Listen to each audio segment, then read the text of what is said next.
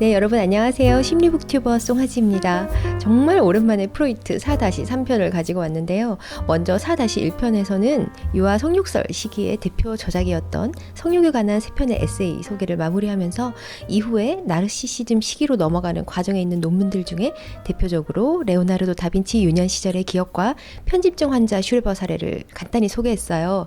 4-2편에서는 나르시시즘 시기로 넘어왔지만 이 시기의 대표 저작들을 다루기 전에 이 시기가 시작하는 쯤에 쓰여진 토템과 터부를 먼저 소개하는 영상이었습니다. 오늘 4-3편에서는 본격적으로 나르시시즘 시기 하면 반드시 다루어 보고 넘어가야 하는 대표 논문들 중 가장 우선적으로 보아야 할 1914년에 쓰여진 나르시시즘 서론, 다른 번역으로는 자기애에 관하여 라는 논문을 자세히 정리해 보려고 합니다. 기억이 나실지 모르겠는데요. 4-1편 영상 말미에서 제가 말씀드렸던 게 프로이트가 이전과는 다르게 새롭게 발견하게 된 내용이 있다고 했는데요. 기억나세요? 그게 뭐냐면 리비도가 대상을 향해 투자될 뿐 아니라 자아를 향해서도 투자될 수 있구나 라는 발견이었다고 했죠. 천천히 한번 다시 설명해 볼게요. 성욕에 관한 3편의 에세이로 대표되는 유아 성육설 시기에서의 리비도는, 즉 성충동은 외부 대상을 향해서 외부 대상과 관련되어서 투자되었다고 해석을 했어요. 예를 들어서 어렸을 때는 리비도가 손가락을 빠는 것으로부터 시작해서 순수하게 도착적으로 자신의 이런 다양한 신체 부위를 통해서 굉장히 다채롭게 쾌감을 만족하다가 사춘기가 지나가면서 어른의 성욕으로 탈바꿈하게 되면서 성 대상은 다채로운 통합된 한 사람을 대상으로, 그리고 성 목적은 성기의 결합에 집중되게 되는 것이 인간의 보편적이고 또 정상적인 그런 성적 발달의 과업인데요. 이 모든 과정에서 어쨌든 중요한 건 성충동인 리비도의 방향은 대상을 향해 있다고 본 거예요. 근데 저는 여기서 뜬금없지만 이런 질문을 해보게 되었는데요. 아이가 자신의 손가락을 빠는 행위로만 보면 이 손가락은 외부 대상이 아닌 자기 손가락이잖아요. 이거 나르시시즘적인 것으로도 해석할 수 있지 않나요? 라고 이제 의문을 가져본 거죠. 이 질문에 대한 프로이트식의 답은 일단 유아 성육설 시기에서의 해석으로 보자면 아이가 자신의 손가락을 빠는 행위에서 자신의 손가락은 상징적으로 다른 대상과 연결이 되어 있다고 보았어요. 그러니까 그 다른 대상이 누구냐면은 아이의 첫 대상이자 이 시기의 모든 성충동이 향하는 어떤 원형, 상징이 된다고도 볼 수 있는 바로 엄마죠. 엄마의 젖가슴이죠. 아이의 손가락은 잃어버린 엄마의 젖가슴을 대체하는 그런 대체물로 볼 수 있다는 거예요. 아이가 언제까지나 원할 때마다 엄마의 젖을 먹을 수는 없잖아요. 그래서 아이는 대체물로서 손가락도 빨고 발가락도 빨고 장난감도 빨면서 잃어버린 엄마의 젖가슴이라는 대상을 대신해서 대체물로서 구강충동의 쾌감을 만족했다는 겁니다.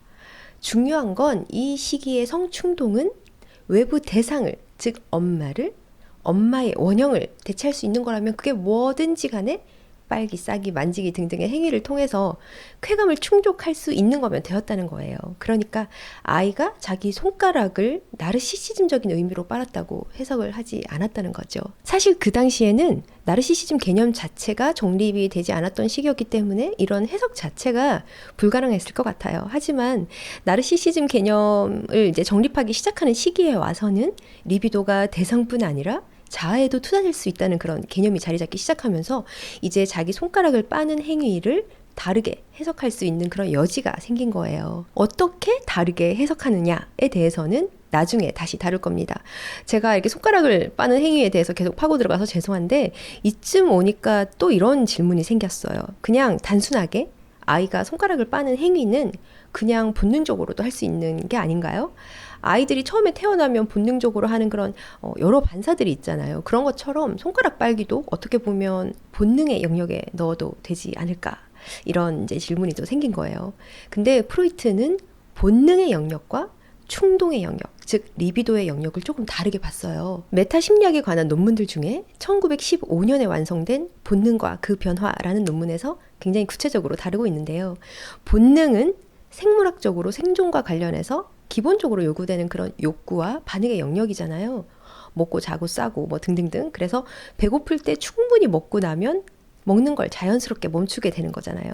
물론 뭐 폭식증이라든지 뭐 이런 병리적인 경우가 아닌 이상 보통의 경우는 계속 먹지 않는다는 거예요. 채워지면 멈춘다는 거예요. 이런 종류의 본능이 조금 있으면 나르시시즘 서론에 등장하는 자아보존 본능의 영역에 속하게 되는 건데, 프로이트는 본능이 아닌 충동이 된다는 것은 필요를 채웠음에도 계속 반복하고 싶게 하는 무언가가 더 있다는 거예요.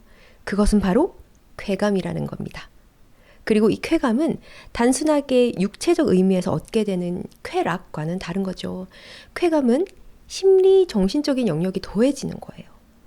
설명을 하자면, 그러니까 프로이트가 이야기하는 쾌감은 일종의 불쾌의 반대 개념으로 경제학적인 관점에서 불편한 자극을 감소시키거나 해결해서 안정적인 상태로 가기 위해서 내적으로 이루어진다라는 측면에서 단순히 뭐 즐거움만 이렇게 쌓아가려는 그런 쾌락과는 의미가 조금 다르다고 본 겁니다. 그래서 쾌감은 육체의 필요를 채우는 것을 뛰어넘어서 정신적인, 심리적인 영역의 만족에까지 이르게 한다고 본 거죠. 동물이나 사람이나 모두 식욕, 수면욕, 성욕, 즉 성본능은 다 있습니다. 자아보존 본능의 영역 안에서요. 하지만 동물들이 패티시즘이 있지는 않잖아요. 인간만 있잖아요. 패티시즘을 성본능으로만 설명할 수가 없는 거예요. 그래서 프로이트는 이런 정신질환은 정신적, 심리적 영역에서 일어나는 거라고 본 거죠. 배고프면 음식을 먹는다. 이런 것처럼 하나의 방법론만 있는 그런 단순한 구조가 아닌 신체적뿐 아닌 정신적인 영역에서 굉장히 다채롭게 표현된다라는 겁니다. 방금 이 설명은 제가 최근에 듣고 있는 프로이트 수업에서 배운 내용을 이제 첨가한 겁니다. 다시 돌아가서 우리가 무슨 이야기를 하고 있었냐면, 유아 성욕설 시기의 성충동 리비도는 그 방향이 외부를 향해 있었고 대상이 있었다는 겁니다. 지금 이와 관련해서 우리가 공부했던 내용 중에 다른 한 예가 하나 더 떠오르는데요. 레오나르도 다빈치 유년 시절의 기억을 다루면서 다빈치의 과학적, 예술적 그런 창조 활동을 성충동의 승화로 해석하는 부분에 대해서 다뤘잖아요. 즉 승화의 기제는 성충동을 억압하지 않는 대신에 그 성충동 에너지를 다양한 창조 활동이나 그런 지식 활동에 투자한 거라고 봤다는 거. 극단적으로 표현하자면 승화도 궁극적으로는 성적인 만족을 얻는 행위가 되는 겁니다. 그러니까 성충동을 동력으로 삼으니까요. 즉 지적 활동이나 창조적 활동이 곧 성충동의 대상이 된 것이라는 거죠. 그 당시 해석으로는요. 지난번에도 말씀드렸지만 프로이트가 이렇게까지 성충동을 이야기를 하니까 그 당시 사람들이 뭐 지금 시대도 이런 부분을 보고 프로이트를 변태라고 생각할 만도 했겠다 싶었습니다. 아무튼 유아 성욕설 시기의 성충동 리비도는 그 방향이 외부를 향해 있었고 대상이 있었다는 거. 근데 어떻게 프로이트는 나르시시즘 시기로 넘어오면서 성충동 리비도가 대상이 아닌 자아에게 투자될 수 있구나라는 생각을 할 수 있게 되었을까요? 우선 성욕에 관한 세 편의 에세이를 통해서는 성도착증에 관한 이런 연구들을 하면서 특히 동성애자들의 대상 선택에 있어서 나르시시즘과의 어떤 그런 관련성에 대한 아이디어를 얻게 되었고요. 이후에 정신증 환자를 관찰하면서는 그러니까 신경증 환자들과는 다르게 뭔가 좀 많이 양상을 다른 걸 보게 되는 거죠. 정신증 환자들은 외부 대상에 전혀 반응하지 않고 혼자만의 세계에 빠져서 과대망상적인 그런 양상을 보이게 되는 거예요. 이런 현상을 보면서 프로이트는 외부 대상으로 투자되어야 할 리비도가 철회되어서 전부 다 자아를 향해 투자된 게 아닐까라는 생각을 하게 된 거라고 했잖아요. 외부 대상에게 리비도가 다 투자된다는 건 어떻게 드러나냐면, 예를 들면 보통의 이성애자의 경우 성인 남자는 성인 여성에게 사랑의 에너지, 즉 성적 리비도가 이렇게 향하게 되는 거잖아요. 한참 연애할 때 상대를 향한 그 들끓는 성충동 리비도, 이 사랑의 에너지가 자기 자신에게 돌아가게 되니까 자아상이 비대해지고 다분히 과대망상적인 사고가 발생하게 되고, 그게 극단에 치달을 때 정신증에 도달하게 될 수 있는 것으로 이해를 하신 것 같아요. 아주 단순한 구조적인 면 일부만 이야기를 했지만 일단 여기까지의 내용이 지난 4-1편 영상 마지막 부분에서 다루었던 내용에 조금 더 보태서 워밍업을 한 거고요. 이제 좀 더 본격적으로 나르시시즘 서론 원문이죠. 1차 자료에 충실히 해서 공부를 해보고자 합니다. 나르시시즘 서론은 크게 세 파트로 나눠져 있는데요. 먼저 첫 번째 파트를 보도록 할게요. 파트 1에서는 나르시시즘이라는 그 개념이 정신분석 이론을 이렇게 확장해가는 과정에서 반드시 필요하게 된 그 배경을 설명하면서 논의를 시작해요. 저는 그 원형은 나르시서스? 그 그리스 신화인 걸로 알고 있었는데 실제로 나르시시즘이라는 용어를 학문적으로 처음 사용한 건 폴 레케라는 독일의 정신과 의사였다고 합니다. 이분이 처음 이 용어를 사용할 당시에는 자신의 몸을 성적인 대상으로 바라보면서 만족을 얻는 그런 성적 편향의 한 형태로 정의를 했는데요. 프로이트가 이 개념을 정신분석 안으로 가져오게 되면서 결국 나중에는 극단적으로 성독착적인 사람들에게서만 나타나는 개념이 아닌 인간이라면 누구나 보유하고 있는 일종의 정상적인 나르시시즘으로서 정상 발달 과정과 관련해서 나타날 수 있는 현상으로까지 이렇게 확장을 시키게 되었어요. 그 과정을 간단하게 언급을 좀 해보자면 처음에 프로이트가 신경증 환자들을 연구할 당시에도 그들이 보였던 증상의 양상들 중에서 현실과의 관계를 포기하려는 경향을 종종 볼 수 있었다고 해요. 그러니까 현실과의 관계를 철회하는 것처럼 보이는 경향은 마치 아까 말씀드렸던 한참 시간이 지난 후에 정신증 환자들에게서 관찰되는 현상과 비슷하잖아요. 하지만 신경증 환자를 주로 봤던 그 당시는 프로이트가 정신증 환자를 다루고 있지도 않았고요. 또 나르시시즘 개념은 물론이고 리비도 개념도 확립이 되지 않았던 시기였기 때문에 첫 번째, 두 번째 영상에서 계속 다루었던 그 히스테리 시대의 신경증 해석 메커니즘의 틀 안에서 이해할 수밖에 없었을 겁니다. 그러니까 외부 대상으로부터 주입된 외상 기억을 무의식으로 억압함으로 인해 나타난 증상들 중 하나이다. 혹은 나중에 더 나아가서는 자신의 환상 속에 외부 대상을 그대로 유지하고 있다가 자신의 기억 속에서 끌어올린 상상의 대상으로 대체하거나 아니면 현실의 대상을 상상의 대상과 막 이렇게 섞어버리는 식의 과정에서 드러난 그런 행동들 중 특이한 양상 정도로 이해를 했겠죠. 이 예는 도라의 사례나 슈레버의 사례에서도 드러난 양상입니다. 근데 신경증 환자와는 다르게 정신증 환자, 그 당시에 정신분열, 지금의 조현병 환자의 경우는요, 외부 대상을 향한 리비도를 철회할 뿐 아니라 환상 속의 다른 대상으로도 대체하지 않더라는 거예요. 그러니까 정신증 환자는 대상을 향한 리비도가 희생된 만큼 자아의 그 리비도 양이 다 투자되면서 자아의 집중이 강화가 되니까 자신에 대한 과대망상으로 발전하게 되는 겁니다. 근데 여기서 프로이트가 지난 영상에서 소개해드렸던 토템과 타부의 예를 꺼내드는데요. 이런 정신증적인 사고방식은 정신분열이 아니었던 일반 원시인들의 사고방식과도 유사한 점이 많더라는 거예요. 아주 옛날 원시인들에게서도 사고의 전능성, 언어가 가지는 그런 마법적인 힘에 대한 그런 나르시시즘적인 믿음 혹은 마술적 사고가 있었다는 겁니다. 그리고 지금 현대 심리학에서도 그 발달 심리학 배울 때 보면은 특정 시기에 유아에게서 마술적 사고가 관찰되잖아요. 이렇게 프로이트는 토템과 터부를 통해서 원시인들과 정신증 환자 간의 그런 정신작용의 유사성을 설명하면서 아주 오래전부터 인간의 정상적인 발달 과정에서도 원래 뭔가 자아의 방향을 두고 있는 에너지, 즉 자아 보존 본능이 존재했다라고 주장을 한 겁니다. 그리고 그 중에서 일부가 외부 대상으로 발현되는 게 아닐까라고 가정을 한 거예요. 이 말 자체가 조금 어려운데 프로이트는 이 부분에 대해서 아메바의 운동 방식과 비교를 해서 설명을 했어요.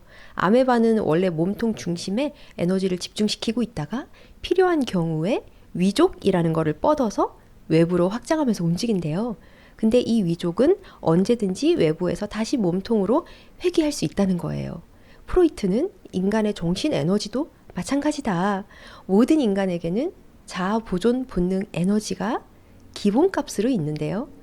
인간 발달의 초기에 해당하는 이 시기에는, 그러니까 유학이죠, 리비도가 자아에 집중되고 있다라고 설명하면서 이것을 프로이트는 자기애적 리비도라고 했습니다. 후대 정신분석학자들이 이 시기를 이제 1차 나르시시즘이라고 명명한 시기죠. 근데 아까도 말씀드렸지만 점차 인간이 발달하면서 친구나 연인과 관계를 맺으면서 리비도가 외부 대상을 향해 방향을 틀어가면서 대상관계 속에서 애착과 성적 관심이 생겨나는 게 정상적인 성적 발달이라고 봤잖아요. 근데 사실 여기서 저는 살짝 모순이 느껴져서 지금 이제 수업 듣고 있는 교수님께 질문을 드렸었는데요. 자기애적 리비도는 유아 시기에 리비도가 자아에 집중되어 있는 거라고 했잖아요. 근데 아까 아이가 자신의 손가락을 빠는 행위에서 자신의 어떤 신체의 일부분을 탐닉하고 있지만 손가락에 투자된 그 리비도는 자아를 향한 게 아니라 외부 대상을 대체한 거라고 했었잖아요. 잃어버린 엄마의 젖가슴을 대체하는. 그럼 아이가 손가락을 빠는 행위에 대해서 어떻게 해석하는 게 맞는 거죠? 이제 라고 물은 겁니다. 여러분들 중에는 이미 이 우문에 대한 현답을 알고 계시는 분도 계시겠지만 처음에 저는 진짜 몰랐어서. 근데 이제 이 질문에 대해서 교수님의 현답은 프로이트는 완벽하지 않았습니다. 그렇기 때문에 빈틈들이 많다. 이제 이런 느낌의 이제 답변을 받았어요. 아마 교수님은 디테일한 답을 아셨을 텐데 저는 정답 대신 이 답을 주신 게 더 좋았어요. 왜냐하면 저도 뭔가 프로이트 이론들을 공부하는 데 있어서 완벽하게 인과관계가 이렇게 딱 맞아 떨어지고 정리가 이렇게 딱딱 되어가도록 그렇게 이해하려는 부분이 있다 보니까 그게 제가 공부를 해 나가는 데 있어서 더 어렵게 만들고 또 포기하고 싶은 마음이 들도록 만드는 부분들이 있었거든요. 근데 그런 생각에서 조금 자유해야겠다라는 인사이트를 얻게 되었습니다. 그래도 이 부분에 대한 답이 알고 싶어서 좀 집요하게 들여다보다가 결국 답을 발견하게 됐는데요. 그 내용은 나중에 뒤에서 말씀드리도록 하겠습니다. 끝까지 함께 공부해주세요. 아무튼 무슨 이야기를 하다가 여기까지 왔죠? 아메바 설명을 하면서 인간의 정신 에너지도 자아 보존 본능 에너지가 중심에 딱 기본값으로 깔려 있지만 인간 발달 초기에 리비도가 자아에 집중되어 있는 그런 자기애적 리비도, 즉 나중에 1차 나르시시즘으로 명명되게 된 그 시기에 대해서 말씀드리고 있었죠. 그러면서 인간이 점차 발달하면서 다른 대상들과 관계를 맺으면서 리비도의 일부가 외부 대상으로 향하고 이런 관계 속에서 애착과 성적 관심이 생겨나는 게 정상 발달이다. 그러나 정신증적인 상태가 된다는 건 이렇게 대상을 향한 리비도가 지속되는 게 아니라 철회가 되어서 다시 자아로 회귀하게 되면서 외부 세계와의 관계가 단절되고 자아로 과도한 그런 집중이 이루어지고 또 현실과는 단절되고 또 자기 내면 안에서의 어떤 세계가 확장되는 이런 과대망상적인 사고가 비대해지는 거죠. 이런 현상을 후대의 정신분석학자들이 2차 나르시시즘의 출현이라고 명명하게 되었습니다. 여기까지에서의 설명에서 우리가 오늘 나르시시즘에 대해 공부하는 측면에서 중요하게 잊지 않아야 하는 부분 중 하나는 나르시시즘 개념을 발견하게 된 이런 리비도의 흐름과 분배의 그런 구조적인 측면을 이해할 수 있는 그런 시각을 좀 가져야 하는 게 아닐까 이런 생각이 들어요. 그리고 파트 1 마지막에 와서는 융의 이야기를 꺼내는데 융이 그 당시 프로이트의 어떤 성적 에너지 개념으로서의 리비도를 프로이트와는 다르게 인간 정신의 전체적인 에너지로 확장을 시켜가려고 했는데 융의 그런 생각은 프로이트가 나르시시즘 서론에서 정신증 기제를 설명하는 아주 중요한 그런 핵심에 태클이 걸렸던 거죠. 그래서 융을 견제하고자 하려는 의도가 있었을 것 같습니다. 왜냐하면 프로이트가 정신증을 설명할 때 그 당시 외부 대상을 향한 그런 성충동 리비도의 철회로 인한 현실 감각 상실과 그런 과대망상으로 드러나는 그런 증상을 이야기를 했는데요. 융이 이렇게 태클을 건 거예요. 아니 수도사들도 성적 리비도를 철회시키지만 현실 감각은 유지하고 있지 않습니까? 그럼 이 수도사들은 어떻게 된 겁니까? 라고 한 거죠. 프로이트는 융의 이 말에 수도사들은 리비도를 철회시키는 게 아니라 승화를 시켜서 새로운 대상, 즉 신에게 성 리비도를 투자하는 거다 라고 말한 거예요. 그러면서 바로 이어서 공격한 것이 그 당시 융이 잠깐 속해 있었던 스위스 학파에서 진행됐던 조발성 치매 연구에 대해서 한 소리를 하는데요. 그러니까 조발성 치매는 정신증적 그 증상을 나타내는 일종의 정신분열과 비슷한 거죠. 아무튼 스위스 학파에서 충분히 조발성 치매의 그 병리 기전을 해명하지 못했다고 비난을 한 거예요. 프로이트 생각에는 조발성 치매를 설명을 제대로 할 수 있으려면 리비도를 융처럼 확장된 개념으로 이해하면 안 되고 성 리비도 개념으로 인정해야만 가능하다고 생각했기 때문이에요. 이렇게 이제 융을 비판하면서 파트 1의 내용이 마무리가 됩니다. 다음 파트 2로 넘어가면 처음 하시는 말씀이 나르시시즘을 연구하는 데 있어서 특별히 어려움이 있는데 그것은 바로 나르시시즘을 직접 연구할 방법이 없다는 것입니다. 라고 하셔요. 이 말은 이전 시기까지 히스테리나 뭐 강박신경증 이런 거 연구할 때는 리비도가 어떤 방식으로 대상에게 투자되는지, 어떻게 유지되는지 등등을 정신 분석을 통해서 추적할 수 있었다는 겁니다. 근데 나르시시즘에 접근하려고 하니까 지금까지랑은 너무 양상이 다른 거예요. 그러니까 대상으로부터 리비도를 철회해서 자아에 투자해버리니까 대상이 없어지는 거죠. 대상이 없으니까 전이현상도 일어나지 않죠. 분석은 전이를 해석하는 게 중요한데요. 물론 그 당시에 전이의 해석이 분석의 전부는 아니었겠지만 어쨌든 대상이 있음으로 인해 리비도의 흐름을 추적할 수 있었다는 겁니다. 한마디로 지금까지는 일종의 환자와 분석가 사이의 토킹 큐어로 분석이 가능했던 환자들을 위주로 연구했지만 이렇게 리비도가 자아로 회귀가 되어서 정신증에 도달한 이상 정신인 아주 병리적인 상태인 환자들이 드러내는 과장되고 왜곡된 그런 증상을 통해서 간접적으로 나르시시즘을 연구해야 되는 그런 상황에 온 거라고 본 거예요. 하지만 반드시 이런 정신증 같은 심각한 사례로만 연구될 수 있는 것만은 아니다. 기질병이라든지 그러니까 신체 질병이죠. 또는 건강염려증에 대한 연구 혹은 모든 인간에게 적용되는 남녀의 애정 생활의 관찰을 통해서도 나르시시즘은 연구될 수 있다라고 하면서 이번 파트 2에서 이와 관련해서 이야기를 이렇게 풀어나가요. 프로이트가 파트 1에서 시사한 내용이 나르시시즘은 성적 편향이나 그런 정신증 환자에게서만 나타나는 게 아닌 인간이라면 누구나 보유하고 있는 일종의 정상적인 나르시시즘으로서 그 정상 발달 과정과 관련해서도 나타내고 발견될 수 있는 현상으로까지 확장시키려고 했다고 말씀을 드렸던 거 기억이 나시죠? 이와 관련해서 기질병, 건강염려증, 남녀의 애정생활 이 세 가지 중 먼저 첫 번째 기질병을 통해서 어떻게 나르시시즘을 발견하고 엮을 수 있는지 먼저 이야기를 합니다. 여기서 기질병은 이제 신체적 질병으로 해석을 하면 되는데 프로이트가 이렇게 어렵게 이야기를 해요.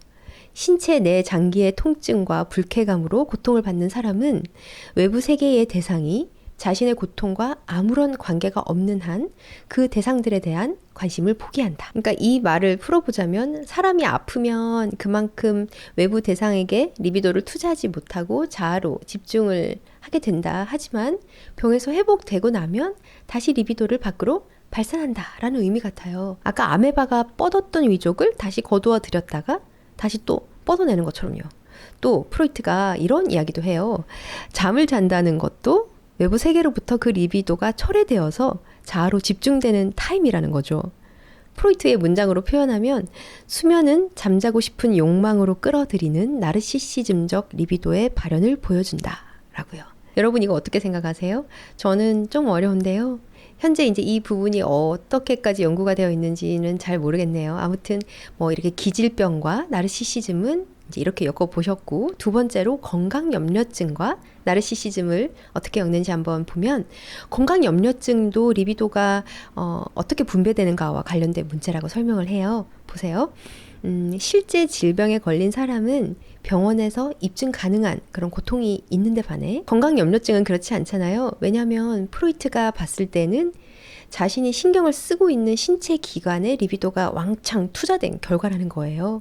그러면서 설명을 하길 이는 마치 인간의 성기 흥분 반응과 유사한 메커니즘을 가진다라고 비유를 합니다. 신경을 쓰고 있는 신체 기관에 리비도를 집중시켰을 때 실제 신체의 변화를 일으킨다는 거죠. 그만큼 리비도의 이런 집중과 한쪽으로 치우쳐진 이런 분배 방식은 건강염려증 환자들이 내 몸에 뭔가 문제가 생겼다고 느낄 만큼 실제 감각의 변화를 가져오는 파워가 있다는 거예요. 그리고 이렇게 건강염려증처럼 리비도가 자아로 집중되거나 혹은 과대망상, 정신증처럼 자아로 철회되어서 나타나는 이런 병리적인 양상들까지도 어쨌든 치료의 방법은 이 리비도의 방향을 다시 외부로 향하게 하는 것이다.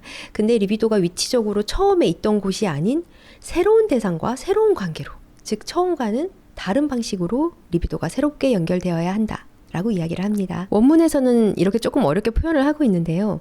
이 새로운 리비도 집중은 그것이 다른 단계에서 그리고 다른 조건 하에서 시작된 것이라는 점에서 처음의 리비도 집중과는 다르다. 저는 여기쯤에서 이런 느낌을 받았어요. 아, 인간이 안 아프고 살려면 사랑을 하고 사랑을 받아야 한다. 어떤 대상이건 사랑의 에너지가 흘러가고 흘러오지 않으면 사람이 아프게 되는구나. 네. 여기까지가 건강염려증과 나르시시즘을 어떻게 연결하는가를 설명하면서 이제 조금 여러 이야기로 확장이 되었죠. 자, 다음 마지막 세 번째. 남녀의 애정생활과 나르시시즘을 어떻게 엮는지 나눠볼게요. 이걸 설명하기 위해서 처음에 자아 리비도와 대상 리비도의 어떤 발달 과정, 그 시작점부터 다루는데요. 이런 어려운 문장으로 시작을 해요. 대상 리비도가 처음에는 자아 리비도를 감춰 우리가 그 자아 리비도를 관찰하지 못하도록 했듯이 유아들의 대상 선택과 관련해서 우리가 처음에 주목한 것은 그 아이들이 성적 대상을 자기들의 만족 경험에서 이끌어낸다는 사실이었다. 뭔가 문장이 어렵죠.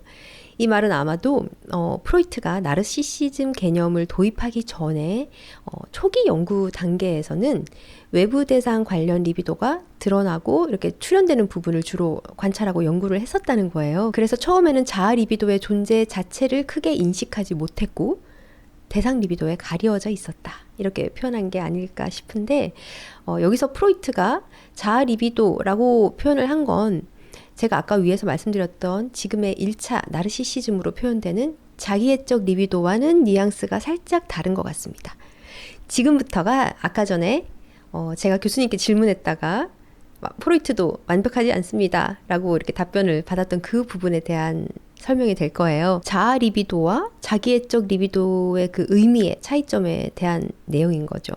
사실 이제 지금은 자아 리비도랑 자기애적 리비도의 그 의미를 구분하는 것 자체에 이제 큰 의미를 부여하는 것 같지는 않은데요. 프로이트가 그 당시에 자아 리비도를 아메바에 비유했듯이 인간도 처음에 아이가 태어나면 기본값으로 자아에 중심된 에너지, 어떻게 보면 자아 보존 본능이 발현되는 베이스 같은 그런 자아에 집중된 리비도가 머무르고 있는 상태라는 겁니다. 상태인 거죠. 그러니까 병리적인 상태가 아닌 이것을 자아 리비도라고 표현을 한 것 같아요.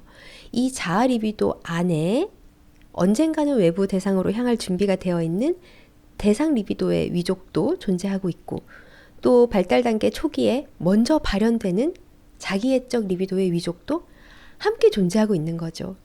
자기애적 리비도는 일종의 근원적인 나르시시즘으로서 아이가 자기 자신을 성적 에너지의 중심으로 삼는 상태라는 거예요. 자기 보존보다는 자아를 향한 어떤 사랑의 에너지, 어떤 성적 에너지의 강조점이 있는 거예요. 하지만 아이가 이렇게 발달해 가면서 대상 리비도가 발달하게 되고 자아 리비도나 자기애적 리비도와 그 균형을 잘 맞춰가면서 이제 살아가겠죠. 근데 저는 이런 생각을 해봤는데 정신증이 발현되는 메커니즘이 그러니까 리비도가 자아로 회귀되고 철회되는 거라면 일단 리비도가 외부로 나갔다는 거잖아요.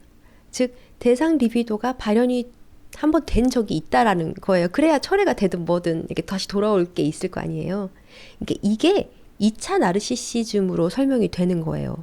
근데 아예 처음부터 외부 대상을 향한 적이 없으면, 그러니까 대상 리비도가 전혀 발현되지 않고 근원적인 1차 나르시시즘만, 즉 자기애적 리비도만 지속되는 상태가 된다면 그게 자폐증하고 어떤 연관이 있는 게 아닐까 이런 이제 생각을 해봤는데 지금 시대에 와서는 자폐 스펙트럼 장애의 어떤 그런 원인적인 측면에서 아직 정답을 찾지는 못했지만 유전적, 신경생물학적, 환경적 등등 여러 요인들을 계속 연구 중이죠. 그래도 이 당시에는 궁금했을 것 같아요.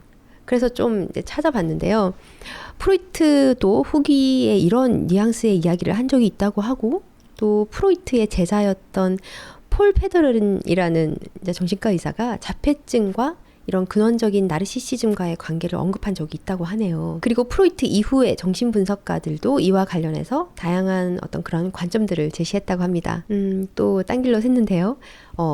다시 그렇다면 생애 초기에는 자아의 리비도가 집중된다 라는 말은 자아 리비도의 작용, 즉 자아 보존 본능의 영역도 포함하고 있고 동시에 성적 본능, 성 에너지로서의 의미가 포함된 자기애적 리비도의 작용도 함께 결합이 되어 있다는 이야기인 거예요. 두 의미가 다 들어있다는 거예요. 무슨 말인지 아시겠죠? 그래서 앞으로 아이가 어떻게 발달이 진행이 되냐면 이제 원문에 이렇게 나와 있어요.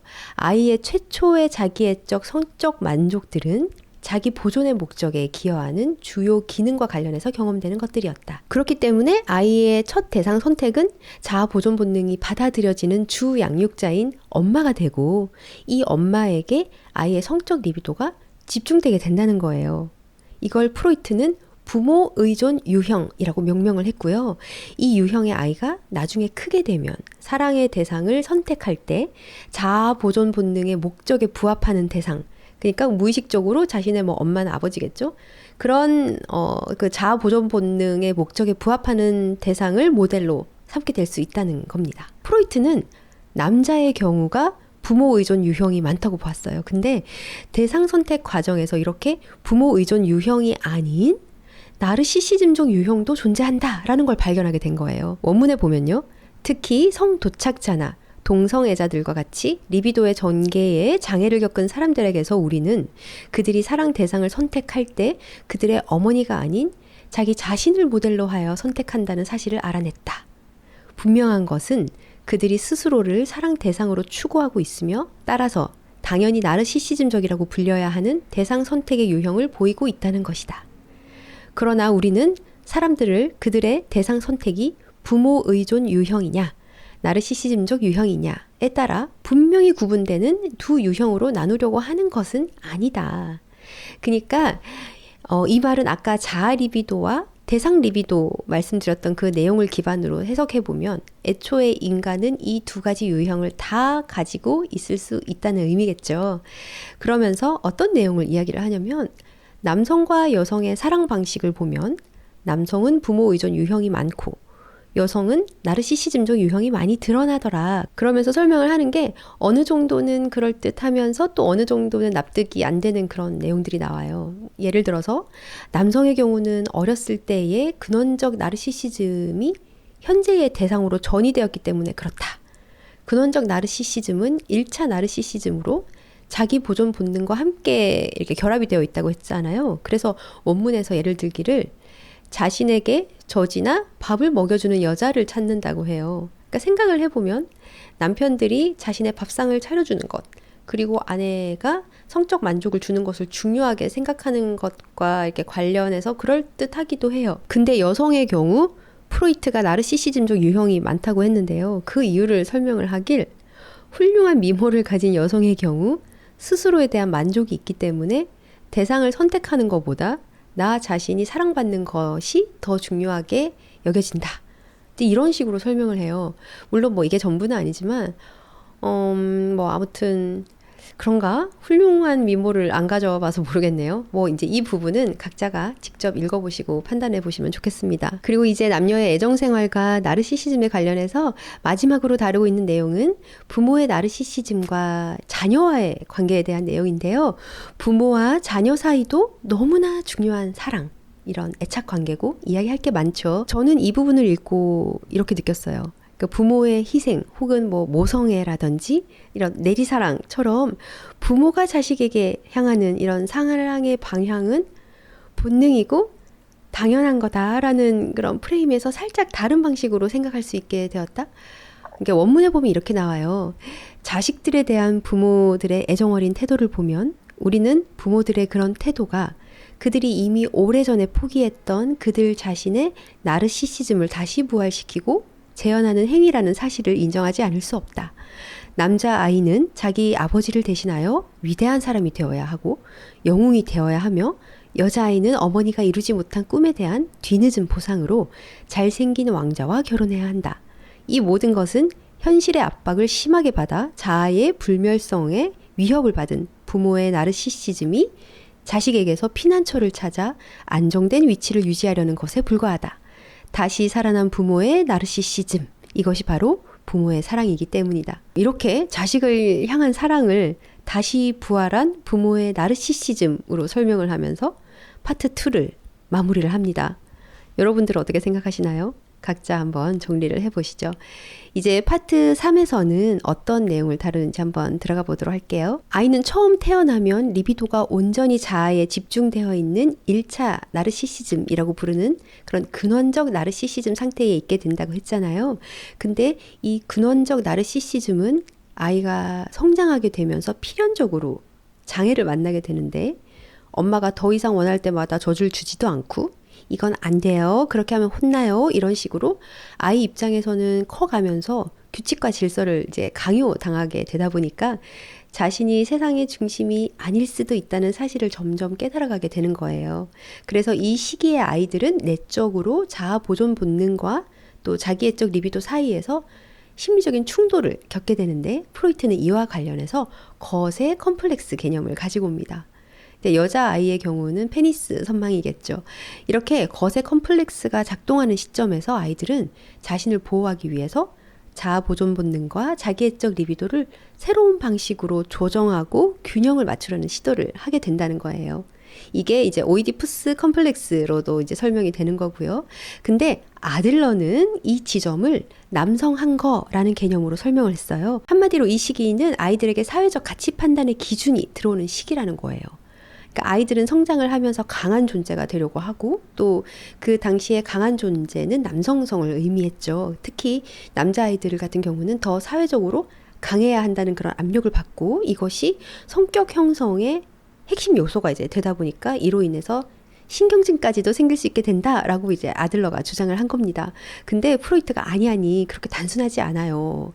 남성한 거 개념을 부정하는 건 아니지만 사회적인 기대나 그런 가치 판단 기준 때문만은 아니고 본질적으로는 더 깊은 곳에 있는 나르시시즘과 거세에 대한 두려움, 즉 거세 컴플렉스랑 연관이 되어 있는 거다라고 이야기를 합니다. 여기서 말하는 거세는 실제 신체 생물학적 거세를 의미한다기보다요.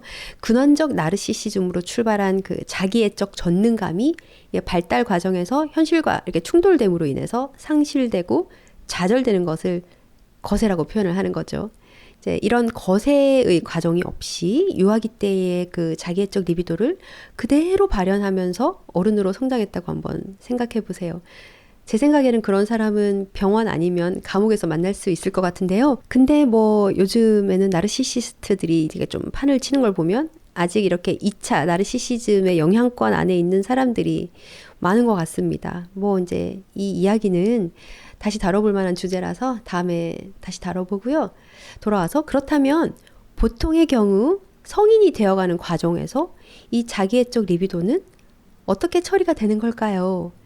프로이트가 발달 과정에서 자아에 집중되었던 리비도가 대상 리비도로 전환된다고 했으니까 자기애적 리비도는 앞으로 이제 자아에서 방향을 틀어 외부 대상을 향해 이제 투자가 되는 거겠네 라고 이제 생각을 할 수 있지만 일부는 맞고 일부는 아니라고 할 수 있을 것 같아요. 왜냐하면 프로이트가 원문에서 우리의 논의 전체를 고려할 때 그렇게 단정할 수는 없다라고 했거든요. 그럼 어떻게 된다는 거지? 이때 프로이트가 억압의 메커니즘을 꺼내요. 여기서의 억압은 원문에 보면 자아가 스스로를 존중하는 데서 비롯된 결과라고 소개를 하고 있는데요. 예를 들어서 엄마가 안 돼 라고 외부에서 한 말에 대해서 자아가 스스로를 존중하는 기제로서의 억압이 발동되면서 엄마가 안 돼 라고 한 게 아니라 내가 원래 안 하고 싶은 거야 라고 자기 애를 지키는 방향으로 내적 조절을 하는 거라는 거죠. 즉 정리를 하자면 1차 나르시시즘, 그러니까 근원적 나르시시즘은 이렇게 발달을 해가면서 어떻게 처리가 되는 걸까라는 질문에 대한 답으로 자기애적 리비도가 외부, 그러니까 대상이나 외부 세계로 완전히 전환되는 것도 아니고 그렇다고 자기애적 리비도가 이렇게 사라져버리는 것도 아니고 바로 억압이라는 메커니즘을 통해서 새로운 형태, 즉 자아 이상으로 변형이 되어서 내부의 새로운 내적 기준으로 자리 잡게 된다는 겁니다. 왜 이렇게까지 이 자기애적 리비도를 지키려고 하는 걸까요? 원문에 이렇게 나와요. 사람은 자신이 어렸을 적에 누렸던 나르시시즘적 완벽함을 놓치기 싫어한다. 그리고 성장하면서 다른 사람들의 훈계나 스스로의 비판적 판단에 의한 각성을 통해 어떤 장애에 부딪혀서 더 이상 그 완벽함을 유지할 수 없게 될 때면 그것을 자아 이상이라는 새로운 형태에서 다시 회복하려고 노력한다. 그러니까 한마디로 어릴 때 우리가 가지고 있던 그런 전능한 자기애를 그대로 유지할 수 없게 되니까 억압이라는 메커니즘을 거쳐서 그것을 대신할 자아 이상이라는 새로운 내적 기준을 만들게 된 거라는 거예요. 그러면서 약간 비슷한 뉘앙스가 있는 승화랑 자아 이상의 차이를 이어서 설명을 해주는데 4-1편 영상에서도 말씀드렸지만 승화는 그 동력이 성충동 리비도예요.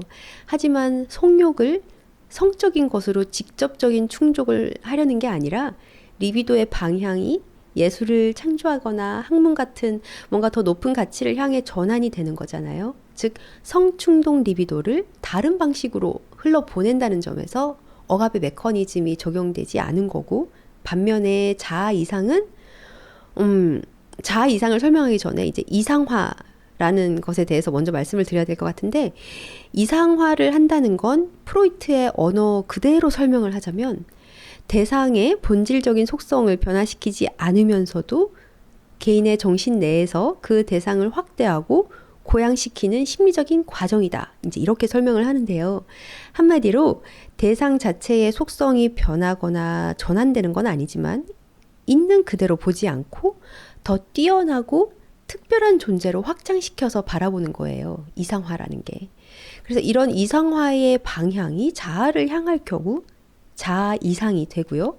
자아 이상은 원래 유아기 때 우리가 가졌던 전능감을 대체하는 새로운 형태의 자기애로서 다시 기능하게 된다는 겁니다. 근데 프로이트는 이렇게 자아 이상이 생기면 필연적으로 뭔가 함께 발달하게 된다고 보았는데요. 그게 뭐냐면 끊임없이 자아를 감시하고 또 자아 이상의 기준에 맞춰서 평가하는 특수한 정신기관인 양심이라는 자기감시 시스템이 생긴다는 거예요. 근데 정상적인 사람들에게 있어서 양심은 건강한 자기조절 장치로 작동을 할 수 있죠. 하지만 이 기능이 극단으로 간다면 양심이 아주 무시무시한 내면의 감시자로 변해 있을 것 같아요. 그래서 편집증 환자들이 자주 보이는 자신이 이렇게 감시당하고 있다라는 망상에 이르게 되는 게 아닐까. 그러니까 이렇게 누군가 나를 지켜보고 있다라는 망상의 메커니즘은 이거 하면 안 되는데, 이런 무시무시한 내면의 감시자의 어떤 감독과 검열의 내용을 외부로 투사해서 누군가 날 지켜보고 있어, 사람들이 날 감시하고 있어 라는 망상으로 변형되게 된 어떤 정신기관의 작용으로 이해할 수 있다고 합니다. 조금 어렵죠? 좀 더 자세히 들여다볼게요. 자아 이상이라는 것이 맨 처음 어떻게 해서 생기게 되는 건가와 관련해서 프로이트는 외부의 영향력, 즉 부모 혹은 이런 양육자에 의해서 촉발된다고 보았습니다.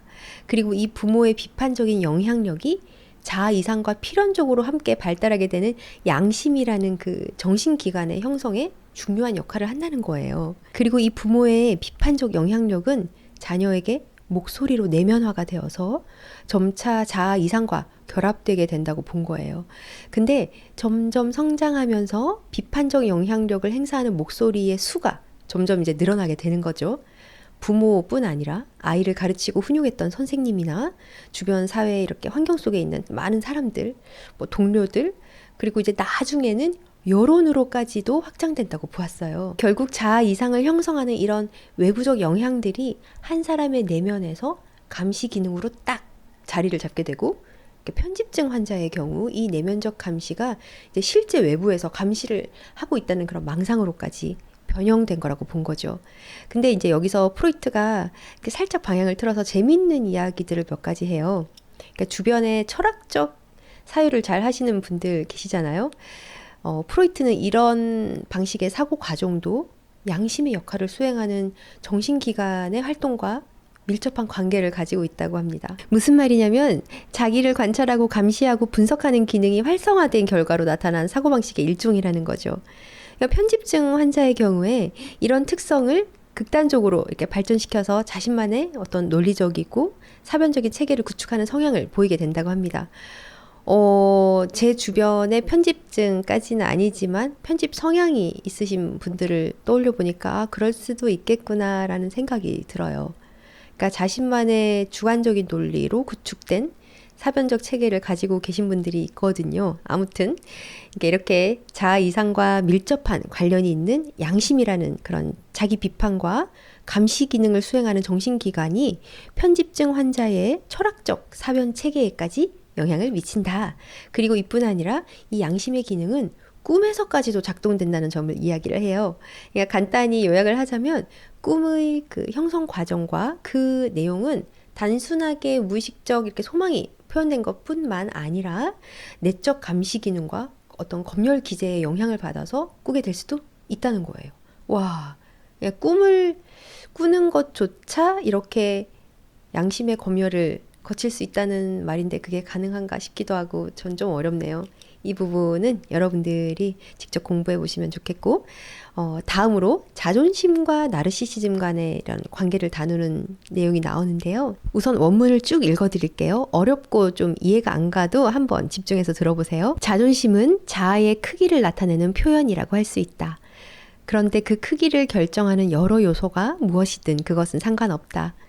한 사람이 소유하거나 성취한 모든 것들, 그가 경험을 통해 확인한 전능함이라는 원초적인 느낌의 잔재 등등이 그의 자존심을 높여준다.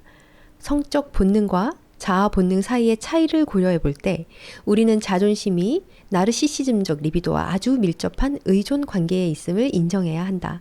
이것은 다음의 두 가지 근본적인 사실에 의해 뒷받침된다.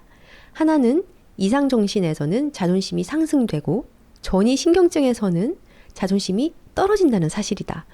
또 다른 하나는 애정관계에서 사랑받지 못하면 자존심이 떨어지고 반면에 사랑을 받으면 자존심이 올라가게 된다는 사실이다. 우리가 언급했듯이 나르시시즘적 대상 선택에서의 목표와 대상에 대한 만족 여부는 바로 얼마만큼 사랑을 받느냐 하는 것에 달려있다. 더 나아가 우리는 어느 대상에 대한 리비도의 집중적인 발현이 자존심을 드높여주지 않는다는 점을 쉽게 관찰할 수 있다. 사랑하는 대상에게 의존한다는 것은 자존심을 낮추는 일이다. 사람이 사랑을 할 때면 다분히 겸손해지기 때문이다. 말하자면 사랑을 하는 사람은 자신의 나르시시즘 일부를 상실한 것이며 그 상실된 나르시시즘은 사랑을 받는 것에 의해 보완이 된다. 이런 점에 비추어 보면 자존심은 사랑에서 나르시시즘적인 요소와 관계가 있는 듯이 보인다. 어때요? 그러니까 프로이트식 그 경제학적 관점으로 보면 사랑을 한다는 것은 나의 자기애적 리비도를 대상에게 내어주는 것이고 이 말은 나의 나르시시즘적 에너지를 대상에게 뺏기게 되니까 그만큼 나의 자존심이 낮아지게 되는 거다. 하지만 사랑은 참 모순인 게 낮아져도 괜찮더란 말입니다. 왜냐하면 또 프로이트에 의하면 낮아진 만큼 상대로부터 사랑을 받으면 다시 나르시시즘이 보충되고 또 자존심도 회복되기 때문이라는 거죠. 근데 이런 경우도 있잖아요. 그러니까 사랑을 하고 싶지만 대상이 없어서 혹은 어떤 이유로 사랑을 못하는 모태솔로 이제 이런 경우에는 자아가 점점 더 빈곤해지고 자아가 텅 빈 느낌이 들게 된다고 해요. 이제 이럴 때 사람들은 나르시시즘으로 다시 돌아가서 그러니까 자기애로 다시 돌아가서 자신을 채우려 하는 경향이 생긴다고 봤어요. 그래서 이런 경우에는 자아를 다시 풍요롭게 하기 위해서 리비도의 방향을 다시 자아로 되돌려서 나르시시즘으로 변형을 시켜야 다른 말로 나르시시즘으로서의 회귀를 통해서만 사랑을 경험할 수 있게 된다는 겁니다. 근데 이런 경우 말고도 이제 사람이 신체적, 정신적 이유로 성적으로 무능력해져서 사랑을 할 수 없는 그런 상태가 되어도 자존심이 떨어지게 되고 또 자아를 유지하는 에너지가 부족해지니까 결국 자아 빈곤에 빠지게 될 수 있다라고도 보았어요. 그러면서 프로이트는 이제 열등감이라는 것도 자아를 유지하는 에너지가 없는 자아 빈곤이라는 심리적 맥락에서 이해할 수 있지 않을까라고 이제 생각을 했습니다. 근데 열등감 하면 누굽니까? 아들러가 딱 떠오르지 않습니까? 그러니까 열등한 신체 기관이 과도한 보상 행위를 유발한다고 이야기를 했잖아요. 근데 프로이트도 이런 아들러의 열등감 이론을 완전히 부정한 건 아니었어요. 하지만 열등감 이론을 일반화하기에는 지나친 과장이라고 본 거죠. 그 근거는 오히려 신경증 환자들의 경우는 자신의 어떤 그런 신체 기관의 약점이나 어떤 열등한 부분을 핑계를 삼거나 구실로 삼아서 병을 합리화하기도 하고요.